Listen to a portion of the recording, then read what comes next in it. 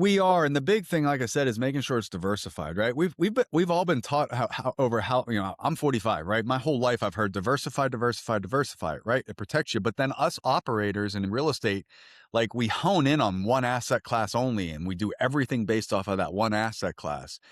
And I think that worked for a period of time, but I think nowadays with the way the market environment has been, I think diversification is really what's going to save a lot of people. Welcome to the Real Estate Pros Show, where we interview real estate investing professionals from coast to coast, as well as the service providers that serve the real estate investing industry. Our goal is simple: share what's working now to help you improve and scale your business to the next level and meet the pros that can help you get there. Real Estate Pros is powered by Investor Fuel, America's leader in helping real estate investors and professionals build the business you need to live the life you've always dreamed of. Let's start today's show.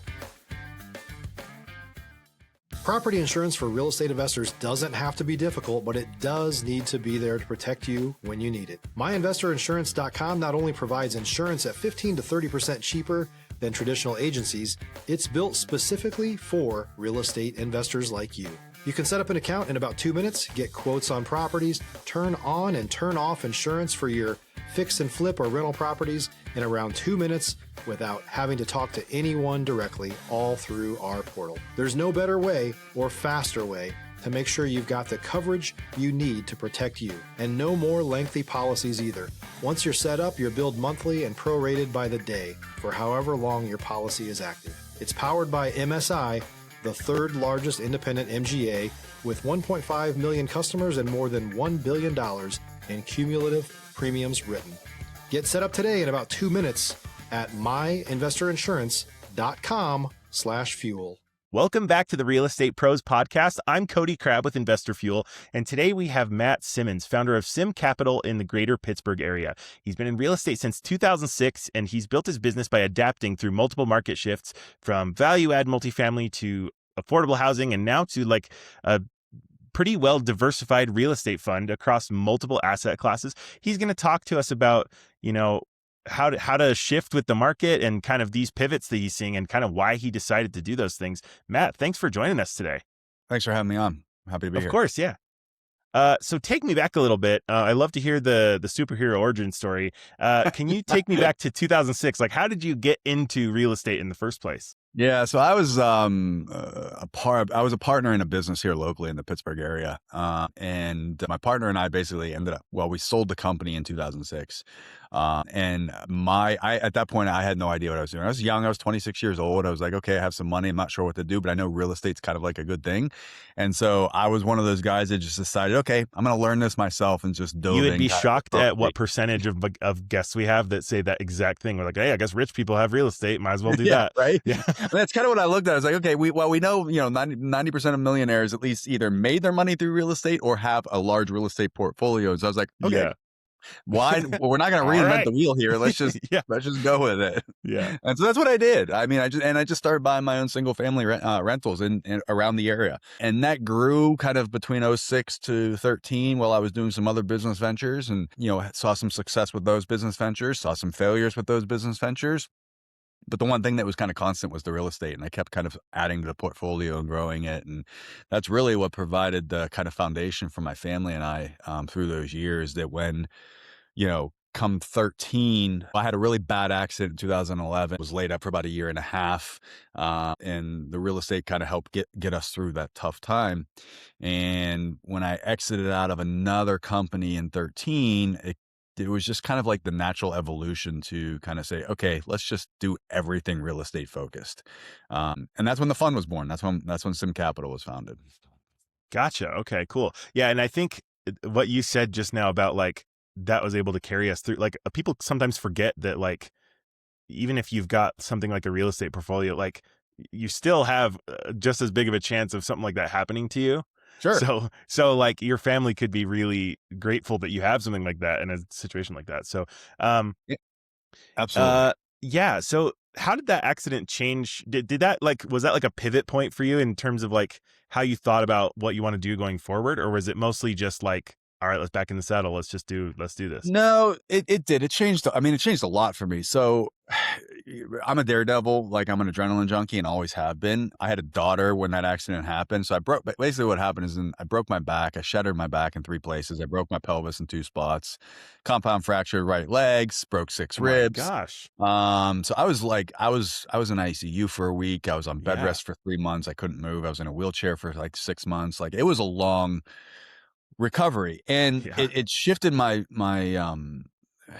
priority list, basically, right? Because my daughter was just shy of 2 years old at the time. And it's funny because I remember, so this was all from a motorcycle accident. And I remember when I got back up on my feet, that Stop living on an island and join the #1 mastermind in America for professional real estate investors. Investor Fuel is a community of hundreds of the nation's top investors working together to build stronger businesses and better lives. In addition to the amazing community of real estate investors acting as a board of advisors for one another, Investor Fuel members have access to 100% funding on purchase and repairs for our members only, a health insurance program, and benefits and discounts that more than pays for the membership of most of our members, meaning it's actually costing you money to not be a member of Investor Fuel. If you're looking to scale your business and build a business that allows you to live the life of your dreams, please visit investorfuel.com today and book a call with our team. I got back on the bike, went to the track. My wife was with me at the time. My daughter was with me at the time. I felt good on the bike. On our way home, and I remember she pulled this picture out of her purse, and she shows it to me, right? And this picture is of my daughter sitting on my lap while I was in the wheelchair. And it was like, that's the moment where everything kind of clicked for me and shifted and said, my priorities have to change at this point. And, the real estate that we had, well, it wasn't a huge portfolio at the time. It was enough to basically get us by because I wasn't able to go into the business that I had at that point, into the office. Things weren't running well. Vendors weren't being paid, we were losing clients left and right. And it really, what I thought I had set up properly, I really learned that I didn't have set up properly. So it really was a turning point for me, both in business and personal, as to, okay, things have to change moving forward. And so from that point on, I've always had this mindset of like, I can't be everything to everyone. I need to surround myself with people that are really freaking good at things that either I'm not good at or I don't want to do, or my time isn't spent well doing. Yeah. And that's what I've learned over the years builds true success, true wealth and true success that gives you a really good foundation so that when you do have accidents like that happen, if you don't have that backup, at least you have things that can kind of function and keep moving along. Gotcha. Okay, so let's fast forward to the present day. What does the company look like now? What are you involved in? And what do you mentioned that you're kind of mid pivot right now. I'd love to hear more about that as well as the reasons why kind of behind it. Yeah. So up till about 2020, basically into the beginning of COVID, our business model was heavy value add multifamily, typically class C plus, B minus value add multifamily. We had a nice size portfolio, a couple $100 million worth of real estate. We saw great success with that. And then COVID hit, and it kind of, as rates started to increase, deal flow obviously dried up significantly. And we're like, okay, we need to pivot. We want to keep growing. We don't want to sit around twiddling our thumbs doing nothing. We had a good portfolio. It was performing for us. We had a large amount of equity in it, so we didn't have to worry about doing much there. But I wanted to keep growth going. And so we kind of pivoted to the affordable housing space, and it worked really, really well for us 22, 23, 24. And then we kind of saw this shift in 25 with the sentiment around affordable housing. And I think a lot of that had to do with, and I'm not going to get political here, but a lot of that had to do with, if it's what it is, it's what it is. Yeah. Yeah. A lot of that had to do with, things being floated out there about budgets being cut, a reform on affordable housing, a reform on subsidies, a reform on low, LIHTC credits, basically everything. Right. And when we saw that stuff started kind of being floated out there into the universe, we saw investor sentiment completely shifted on the affordable housing space. And do you think that was kind of like a nebulous, like, I hope things aren't like it, you know what I mean? Like, is that just the kind of the sentiment that was out there, or do you feel like that's really what was going on? If you're looking for consistent, high-quality leads, look no further than Investor Machine. Investor Machine isn't just another agency. It's the most sophisticated, data-driven lead generation company on the planet, for real estate investors and serves the role of being not just a lead generator for your business, but a marketing partner that is helping you achieve your goals along the way. Go to investormachine.com to learn more and schedule a call with our team today.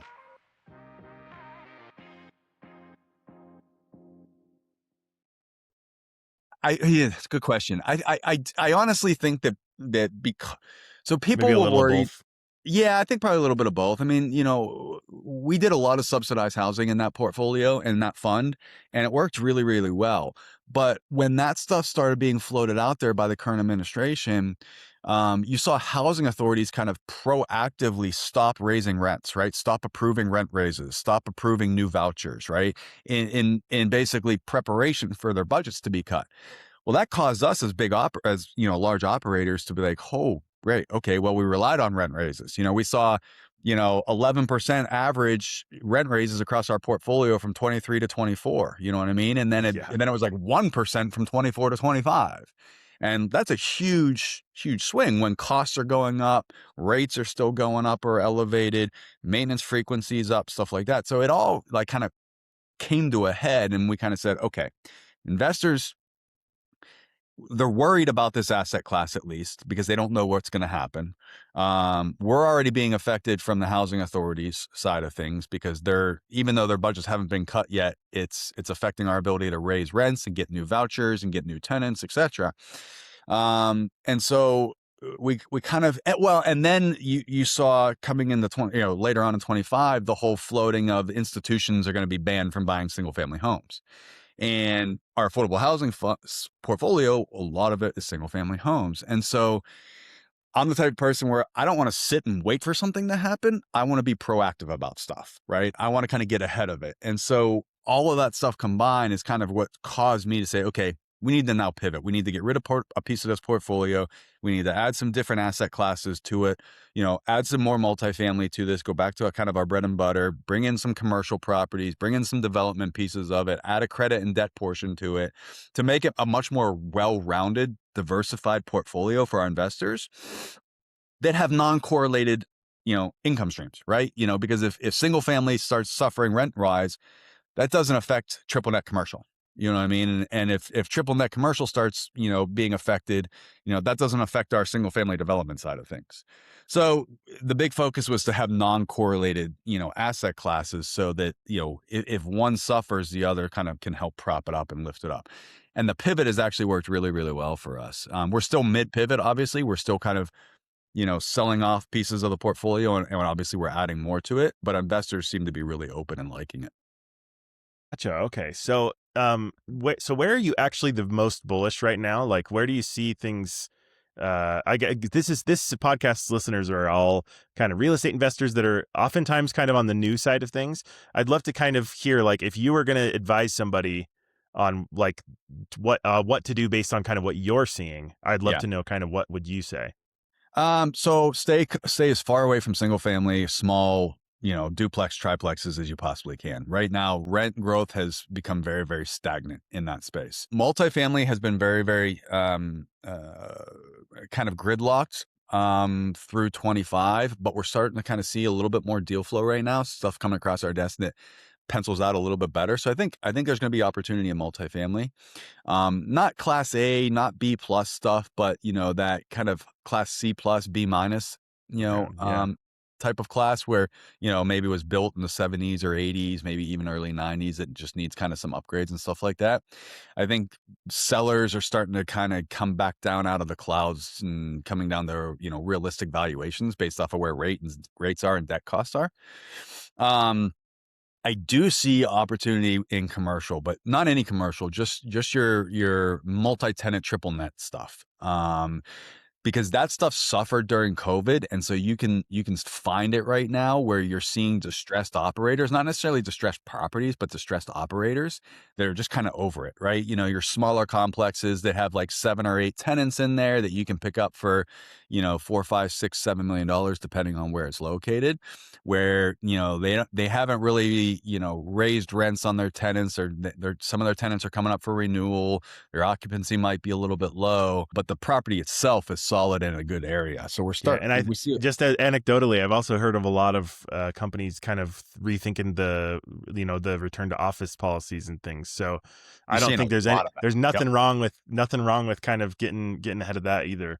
Nope, nope. Um, I agree with yeah, you. And then the other side of things is we really like the private debt and credit side of things, where we're actually lending to other investors. We have a silo in our fund that, is we're lending out to other operators, whether it's developers, fix and flip guys, whatever it might be, bridge debt. We really like that side of things as well. cool. Well, yeah, that's interesting. I think one side you've got one side you've got kind of these solid commercial opportunities. The other side you've got kind of a lending play. It sounds like you really are kind of thinking about kind of thinking down the line about what's going to be Well, happening. If you're a new or newer real estate investor looking to launch or grow your real estate investing business, please check out Investor Fuel Club. It's a coaching community, but unlike anything you've ever seen before. And you can actually partner with members of our mastermind from coast to coast on deals right in your market. There's no better opportunity to build a consistent business than to literally partner with pros to help you avoid costly mistakes, avoid the need for capital to do deals, and help you eliminate your fears as you're starting your business. Learn more about Investor Fuel Club at investorfuel.com/club. we are, and the big thing, like I said, is making sure it's diversified, right? We've all been taught how I'm 45, right? My whole life I've heard diversify, right? It protects you, but then us operators and in real estate, like we hone in on one asset class only, and we do everything based off of that one asset class. And I think that worked for a period of time, but I think nowadays with the way the market environment has been, I think diversification is really what's going to save a lot of people. And so it's like from a real estate standpoint, operators most of the time go against what they've been taught their whole life with diversification and and I agree to a point where you have to focus on one thing and get really, really good at it, and then you can move on to the next. But for some reason, no one ever moves on to the next. They just kind of focus on just that one asset class, and that's all they do. Yeah.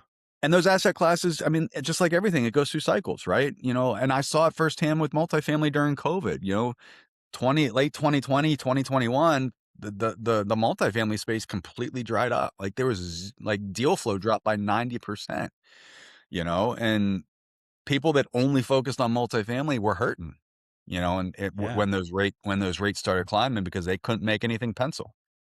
But if you're diversified, you have other asset classes that you know and understand and can invest in. There's always opportunity out there. You just have to find it. So when people are making a pivot of any kind, whether that's to diversify or to change asset classes or to sell or to whatever, make a deal, if they're kind of doing something different, what is maybe like your top couple of make sure you do this type things or make sure you avoid this type things for a big pivot like that? I mean, education is everything.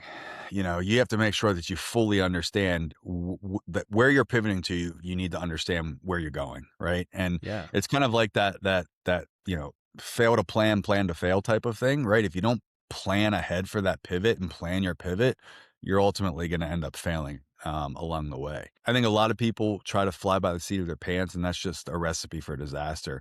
Bring in people that if you're not familiar with wherever you're pivoting to, whatever asset class that might be, bring in experts in that space.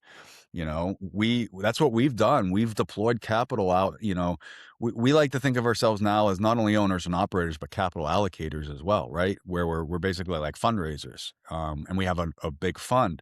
We're deploying capital out into other experts in their field, right? We're deploying, so we're not actually the ones going out and doing the development. We're not the ones actually going out and, doing the value add multifamily right now, although we do some, but we're actually deploying capital out into other experts in that field as well and letting them do it. And they just give us the returns that we give to our investors. You know what I mean? So, There you go. Yeah.